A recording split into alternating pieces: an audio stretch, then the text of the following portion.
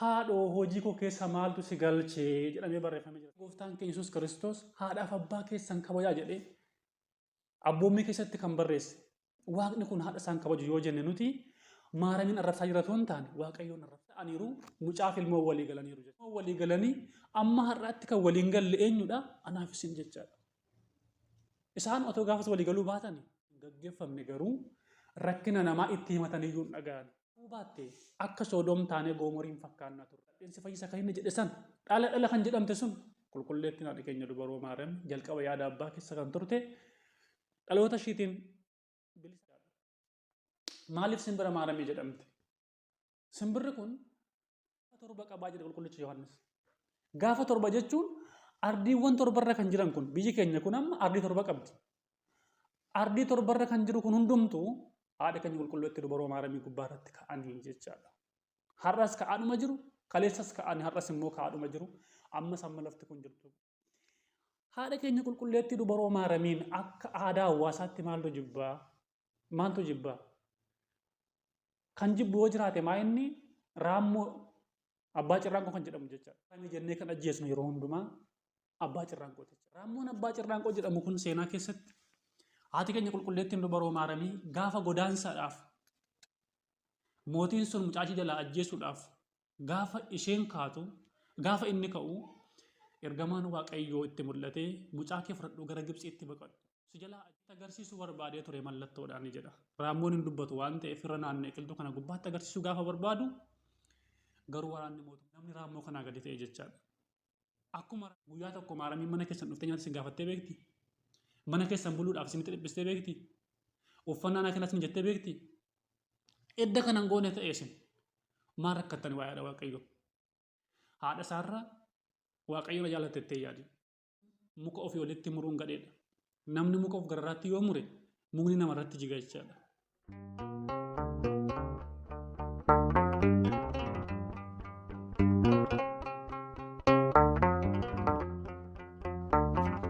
Maqaa abbaa kan ilmaa kan hafuura qulqulluu waaqayyo tokko ameen. Hundumaan dura waaqayyo gooftaan keenya Yesuus Kiristoos nagaa nu taasisee magaalaa keenya eegee anaaf isiniin nagaa nu godhee saatii kana geenyee sagalee isaa akka barannuudhaa fi umurii keenya gubbaarratti guyyaa har'aa kana kan nu dabalee maqaan gooftaa keenyaa qoricha keenyaa Yesuus Kiristoos kan ulfaatee ol kan jedhanuuf yaa ta'u.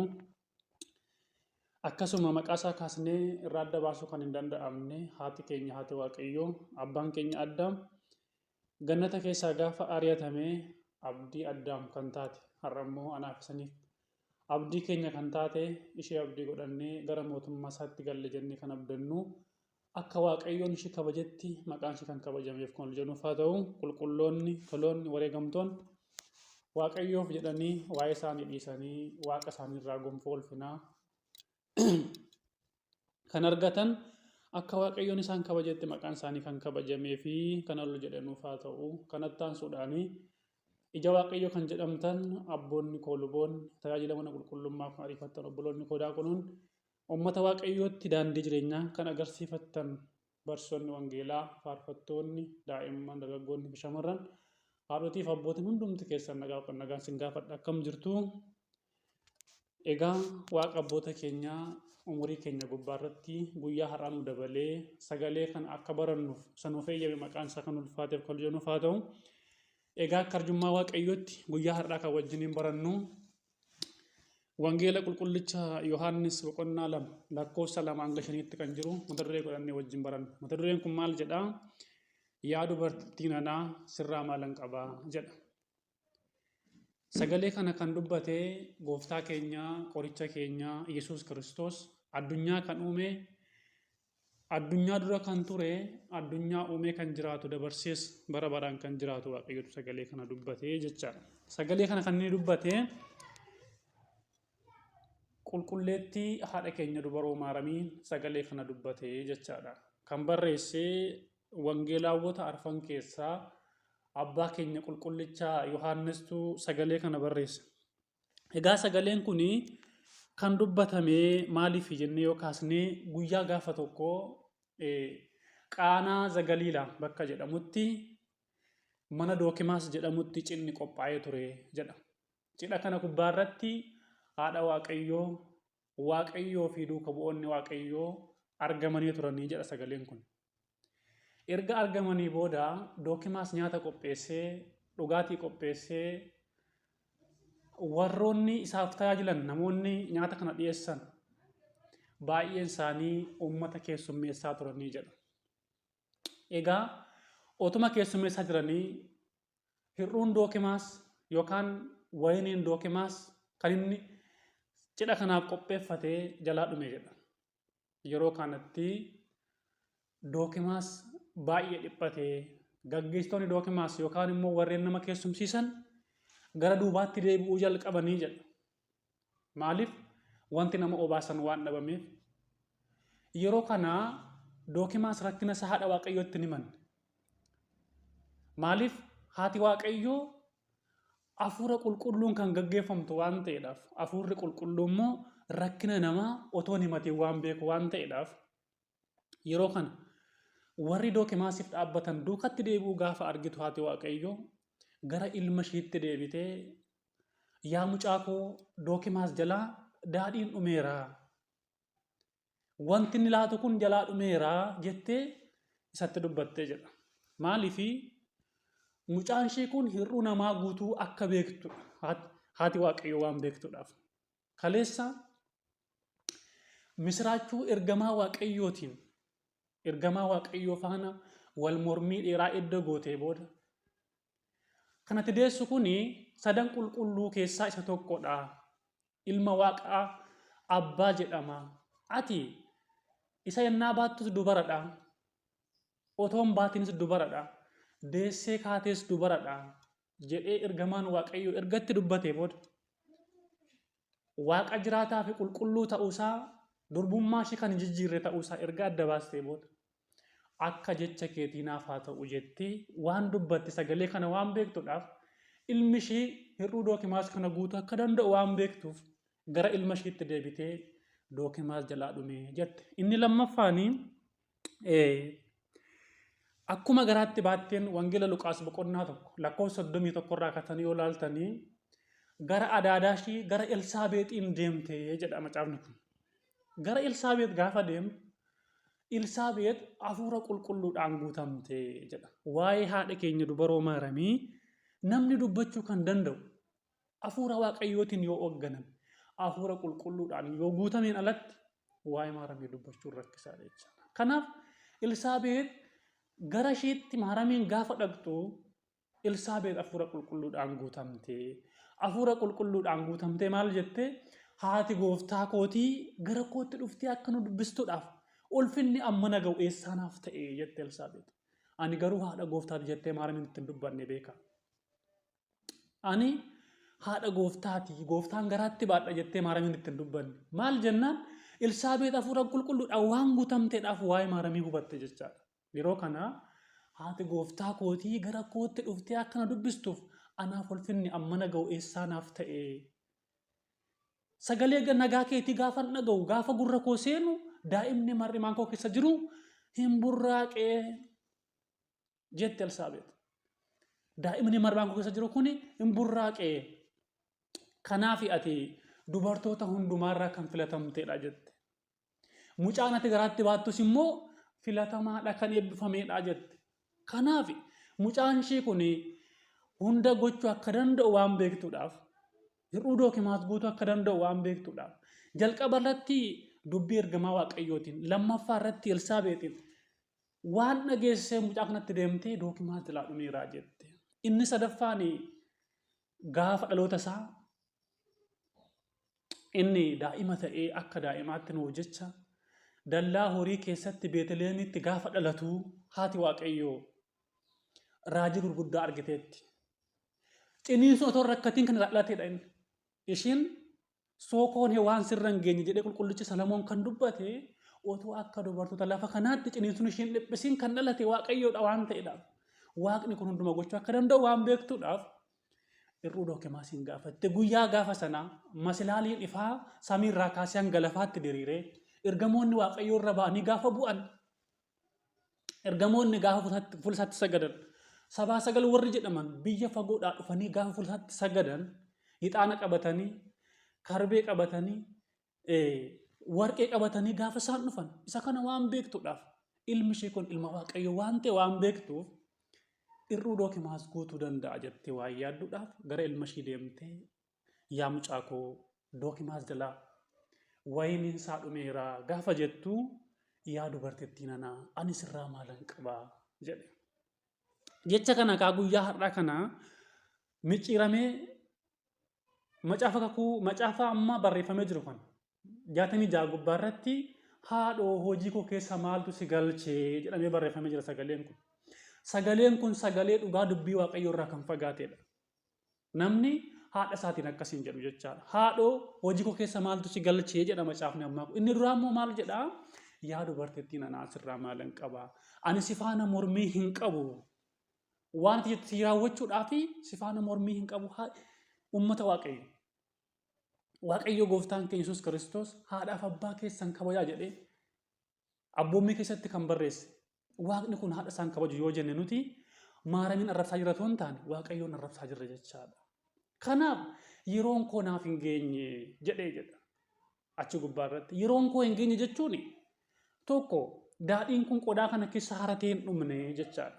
Qulqullaa'ee hin dhumne wanta xiqqoo baay'isuu kan danda'u qulqulloonni iyyuu hin danda'u waan ta'eef waaqayyo garuu bakka hin jirreetii wanta jiru waan gochuu danda'uudhaaf daadhiin kun qodaa kana keessa haratee haa dhumuudhaaf jedhu abbootiin keenya. Inni lammaffaan Yihuudaan yeroo sanatti bartoota sana keessaa ba'ee jira. Guyyaa boodaa gaafa fannoo gubbaa sana sababa argate anaan gadi na baasee bishaan daadhii godhe jedhee akka hin dubbanneedhaaf yeroon koo hin geenye Yihuudaan haa deebi'u.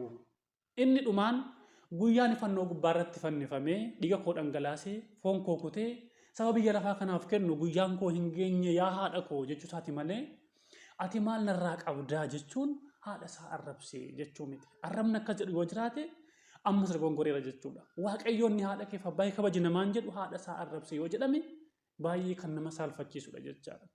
Inni kan biraan as deebitee maal jette warra mana Dookimaas keessa hojjetaniin wanta inni isiniin jedhe raawwadhaa jette.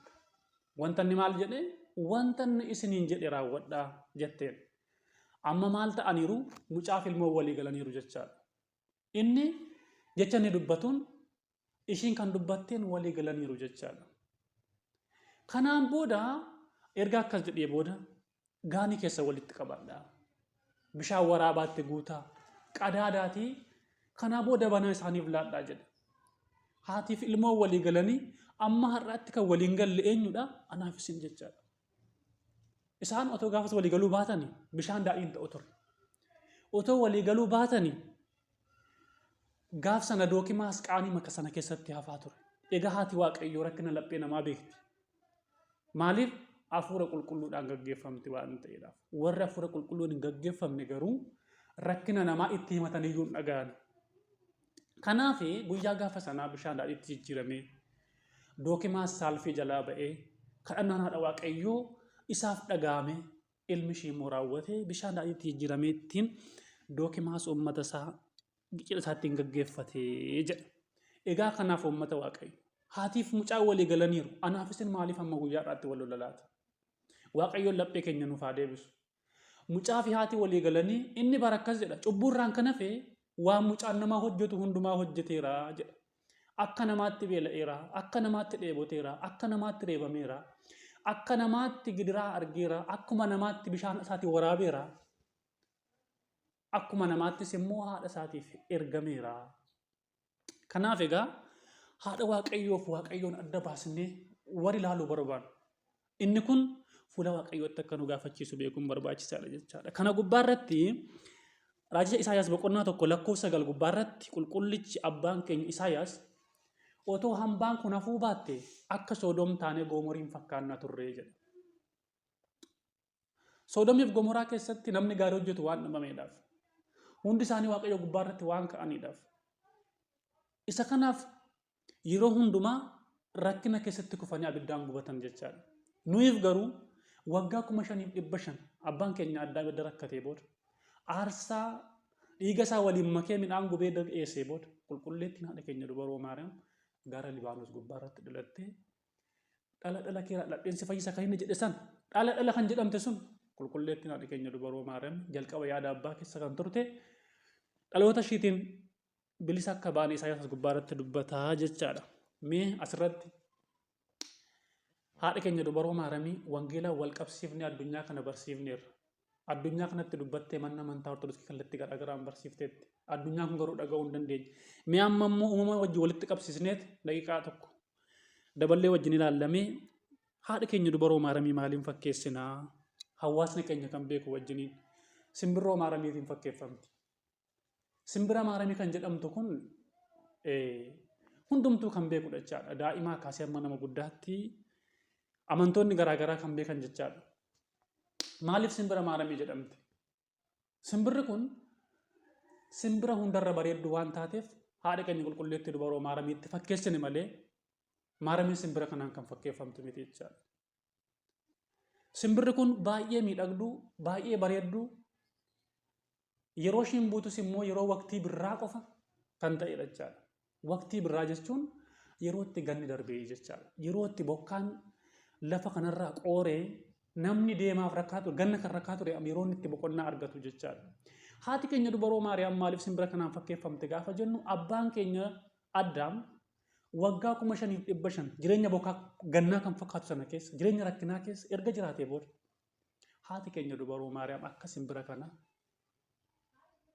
gara Libaanos gubbaarratti argamtee abdiin Addaam akka deemuu kan goote qulqulleettii haadha keenya dubaroo Maariyaamiidha. Kanaaf simbira kanaan fakkeessina. Simbirri kun oogdii akkamii keessa qubatti? Oogdii xaafii keessa qubatti. Kan boqqolloo keessa miti, kan bishingaa keessa miti jechaadha. Qulqulleettiin haadha keenya dubaroo Maariyaam kana jechuun nyaanni dubartoota biyya kanaa kan yookaan dhaloonni fayyada jiru kan hin sooranne jechaadha. Abbaan keenya qulqullichi Raaqoos qiddaasa isaa gubbaarratti yaa dubaroo ati biyya lafaa kanarraa kan qophaa'ee sooratte nyaata otoo hin taane harka ergamaa Waaqayyootiin kan qophaa'e mannaa samii nyaatte bishaan lafa kanarraatii kan dhugde osoo hin taane harka ergamaa Waaqayyootiin gannata keessaa kan waraabame dhugde jedhee akka dubartoota biyya lafaa kanaa dargaggoonni kan si tasgabbeessan otoo hin taane ergamoota Waaqayyootiin daawwatamte jedhee abbaan keenya qulqullichi Raaqoos kan dubbateefis kanaaf jechaadha. Kanaaf simbirroon kun uffannaan ishii addadha, nyaanni ishii addadha, sagaleen ishii addadha, qaamni ishii addadha. Kanaaf qulqulleettiin haadha keenya dubaroo Maariyaam dubartoota lafarra jiran kan hundumarraa adda jechaadha. Kanaaf simbira Maariyaamiitiin fakkeessina.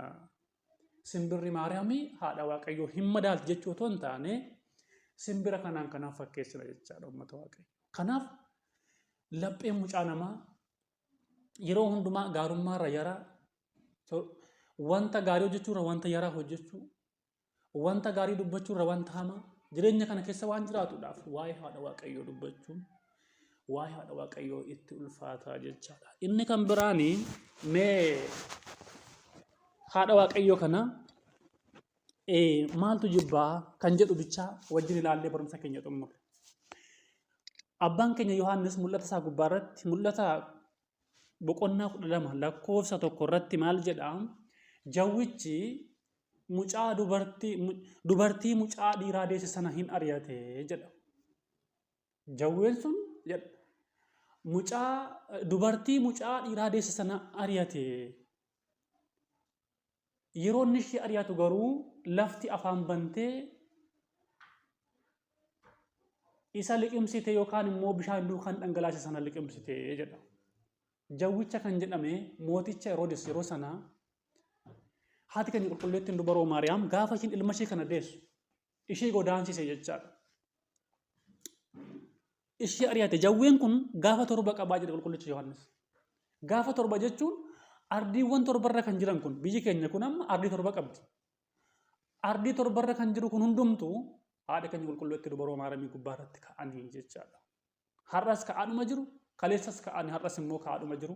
Ammas amma lafti kun jirtu waa'ee ishee dubbachuun hin hafu jechaadha.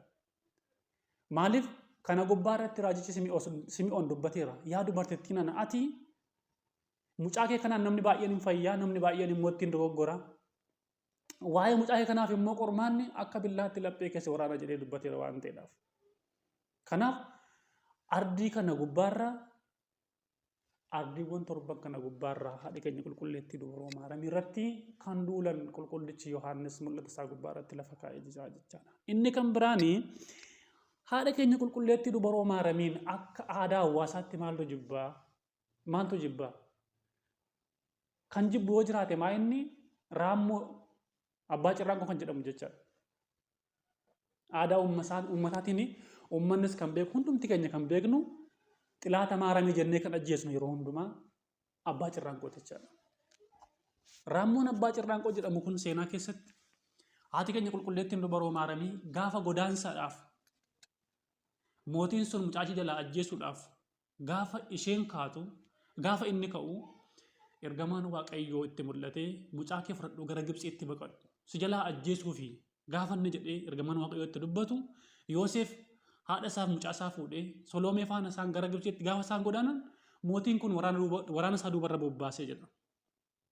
Maal gochuudhaaf mucaa kanaaf haadha kana ajjeesuu barbaadee jechaadha. Yeroo kana ergamaan waaqayyootiin gaggeeffamanii otoo deemanii daandii gubbaarratti waraanni mootummaa kanaa bira ga'uu gaafa inni ka'u yaa qilxuu nanaa baname muka qilxuu bukee geessa jedha. Muka qilxuu bukee gaafa geessu yaa qilxuu nanaa baname ammeenya goone yoo ta'e naa baname. Gaafa jettu qilxuun kun haadha waaqayyootiif garaa laafee inni ishiin baattee deemtu daa'ima haa ta'u malee waaqayyo waan ta'eedhaaf qilxuun kun hin baname jedha. Gaafa kana mucaa ishii fudhattee Yoosefiin Soloomee fudhattee qilxuu kana keessa dhokatanii raammoon kun gaafa haati waaqayyo seentu argeera jedha. Qilxuu kana gubbaarratti argeera jedha. Yeroo kana waraanni mootummaa kanaa gaafa bira ga'an qilxuu kana yaabbatee itti agarsiisuu barbaadee ture mallattoodhaan jedha. Raammoon hin dubbatu waan ta'eef irra naannee qilxuu kana gubbaatti agarsiisuu gaafa barbaadu garuu waraanni mootummaa kanaa hin hubanne jedha. Hin hubannee bukkee darbanii gaafa isaan bukkee darbanii deebi'an guyyaa sana kaasee raammoon kun haadha waaqayyootiif xilaata ta'e. Ijoollee haadha waaqayyoo jaalatan ijoollee maaramii jaalataniif xilaata ta'e. Har'a nuti guyyaa har'aa kana gaafa agarru daa'ima haa ta'u nama guddaa haa ta'u raammoo kana namni ajjeesa jechaadha. Maal jedhee ajjeesa? Xilaata maaramii jedhee ajjeesa. Guyyaa gaafa sanaa haadha waaqayyoo gubbaadhaatti gifii waan hojjeteedhaaf jechaadha. Har'as egaa uummata waaqayyo namni raammoo kanaa gadi ta'e jechaadha. Akkuma raammoo kanaa xilaata ta'e jechaadha. Waa'ee maaramii haasaa galgalaa ganamachaadha. Guyyaa tokko maaramii mana keessan dhuftee nyaata isin gaafattee beekti? Mana keessan buluudhaaf isinitti dhiphistee beekti? Uffannaa kana isin jettee beekti? Edda kanan goone ta'e isin maal rakkattani waa'ee haadha waaqayyoo? Kanaaf raammoon kun guyyaa sanaa kaasee egaa xilaata maaramii ta'e. Amma namni yoo arge irbaata kee gubbaarra bultii ajjeesi sittin dabarfadhee jedha namni ajjeesuu iyyuu hin jaallatu jechaadha. Maaliif jennaan irbaata kee irra bultii maaddii kee irra bultiiti raammoo kana ajjeesi jedhu. Maaddii kan jedhamtee kan nyaannee irraa beela baanii qulqulleetti haadha keenya dubroo maaramiidha jechaadha. Nyaata dhugaa kan jedhame immoo maaddii sana gubbaarra kan jiraatu gooftaa keenya Yesuus Kiristoosidha jechaadha. Maaddii sanarra bulti jechuun haadha keenya dubroo maaramiin gidirsitiiti ajjeesii jechaadha. Maaddii sana gubbaarra yoo baate immoo maaltu jira? Nyaatatu gubbaarra jira jechaadha. Nyaata sana gubbaarra kan jiru immoo gooftaan Yesuus Kiristoos. Nyaanni sun immoo maaddicharra kan jiru immoo gooftaa keenyadha jechaadha. Kanaaf raammoo kana ajjeesuun amma har'aatti itti fufachaadha. Amma addunyaan jettutti itti fufachaadha. Kanaaf namni maaramee jibbu maali jennaan raammoo kanarraan kan hafe amma ammaatti seenaa keessatti numaan dhageenye jechaadha. Inni kan biraan guyyaa gaafa sanaa dhaloota keessa kan gargaare maanne jennaan sarariitiidha. Sarariitii kan jedhamu amma kan beektan kirrii kan dhooftu jechaadha. Yeroo waraanni mootii kanaa ishii qaqqabuu ka'anitti ishii dabarsanii ka'anii sarariitonni kun kirrii isaanii akka waan namni hin dabarre fakkeessuuf xaxanii jedha. Akka waan namni hin dabarre fakkeessuudhaaf. Maaliif? Amma humna isaanii maaramii gargaaruudhaaf jechaadha. Har'a garuu namni amma sarariitii hanqate. Sarariitiidhaa gadi ta'ee haadha waaqayyootti galgalaa ganama. Haadha waaqayyoo arrabsa galgalaa ganamachaadha. Namni haadha kee akka arrabsan hin barbaanne haadha waaqayyoon arrabsi. Haadha kee namni akka arrabsu namni hin barbaanne haadha waaqayyoon arrabsi. Yoo haadha kee hin jaallattu ta'e garuu haadha waaqayyoo hundumaa arrabsita jechaadha. Kanaaf wanti jedhu yoo jiraate sarariitiin guyyaa gaafa sana haadha waaqayyoo gargaarte anaaf isin immoo sarariitii kanaa gadi taanee haadha waaqayyoo arrabsuun haadha waaqayyoo irratti ka'uun akka hin barbaachisneedha jechaadha. Kanaaf ofuma keessanii Indaaqqoon haatee albeettiin qalam baaste akkuma jedhan haadha waaqayyo gadi buusuu dandeenya osoo hin taane anaaf isin guyyaa boodaatti rakkina akka ta'u beekaasin. Haadha isaarra waaqayyo na jaallatettee yaadin. Maaliif haati keenya gaafa nu deesse firaashii gubbaatti nu deesse. Haati waaqayyo garuu dallaa horii keessatti dikee gubbaarratti deesse. Haati keenya gaafa nu deesse maggaarrajaa keessatti nu deesse. Haati waaqayyo garuu maggaarrajaa na hafuutii beelladaan kunuunfam beelladaan marfamteeti kan ishiin deesse. Haati waaqayyo haati keenya gaafa nu deesse nu waan nu deesseedhaaf hattuus nu deessu sobduus nu deessu. Dheeraa haa ta'u gabaabaan waan nu deesse haati keenya hin godaanne. Haati waaqayyo garuu waan deesseef wajjin hin godaante. Kanaaf haati keenya gaafa nu deessu nyaanni ishiidhaa qophaa'eetudha kan nu deesse. Garuu haadha waaqayyootiif kan qophaa'e hin jiru. Haati keenya gaafa nu deesse harma nu hoosifte. Harma kan nu hoosifte foonidha nuti anaafati kan hoone harma foon taanee foon hoone jechaadha. Haati waaqayyo garuu abidda hoosifte. Haati keenya gaafa nu deesse dugdatti nu baatte. Haati waaqayyo dugdatti baatteetti waan ta'eedhaaf. Ati edda oolmaa haadha kee hin daganne waaqayyoon haadha oolmaa haadha isaa kan dagatu sitti fakkaate waaqayyoof haadha adda baasuu hin yaadin. Haadhaaf mucaa isaa adda baasuu hin yaadin. Mucaa fi haadha adda baasuun cubbuudha jechaadha. Kanaaf oolmaa haati keenyaaf oolte olitti haati waaqayyoof oolteetti waan ta'eedhaaf. Waaqayyo immoo oolmaa haadha isaa kan dagatee arrabsoo haadha isaa kana dhageessi dhiisu waan sitti hin fakkaanneedhaaf. Egaa uummata waaqayyo. Amma haati keenya nu goote ol haati waaqayyoodhaan waan gooteedhaaf waaqayyo immoo anaaf isin jireenya kan barsiise haadha isaa arrabse gaafa jennu waaqayyoon arrabsuu akka ta'e akka beektan akka beeknuudhaaf waaqayyo laphee keenya akka deebisu fedha isaaf jaalala isaa nuuf haa ta'u. Egaati uummata waaqayyo anaaf isin muka ofii walitti muruun gadheedha. Namni muka of gararraatti yoo mure mukni namarratti jiga jechaadha. Kanaaf yeroo hundumaa waa'ee haadha waaqayyoo ishiin haadha waaqayyooti qulqulleettiidha. Anaaf isin cubbamaadha. Ishiin bara baraan jiraatti. Anaaf isin duunee kan bannudha. Haati waaqayyoo yeroo hundumaa mirga isaa kan jirtudha. Wangeela abbaa keenya faarfannaa faaruu abbaa keenya qulqullicha Daawit faaruu 9:44 gubbaarratti mirga mootichaa jirti jedha waan ta'eedhaaf. Kanaaf ishiin samii jirti. Anaaf isin immoo lafarra teenyee waa'ee haadha waaqayyoo arraba malleen dubbachuun gadhee waan ta'eedhaaf. Anaaf isin of eeggannoo goonee haadha waaqayyootiif of eeggannoo goonee akkuma haadha keerra nama hin jaallanne waaqayyo haadha isaarra akkas hin jaallanne beektee garaagarummaatti akka deebinu waaqayyo laphee keenya akka nu deebisu fedha isaaf jaalala isaa nuuf haa ta'u. Gooftaan keenya Yesuus Kiristoos anaanis isiniinis kan nu barsiise amma yeroo kanaatti kan nu faana ta'e waaqni abboota keenya waaqni Abrahaam waaqni Isaaq waaqni Yaaqoob maqaan isaa kan ulfaateef kan ol jedhuuf haa ta'u. Kadhannaa haadha keenya qulqulleettii dubaroo maaramii eegumsi ergamoota waaqayyoo jaalala duuka bu'ootaa hunduma keenya faana haa ta'u. Kiristaanonni hundumti keessan keessaaf ala kan jirtan sagalee kanaan akka fayyitan sagalee kanaan akka fayyinu waaqayyo hunda keenya nu gargaaru galanni waaqayyoodhaaf haa ta'u.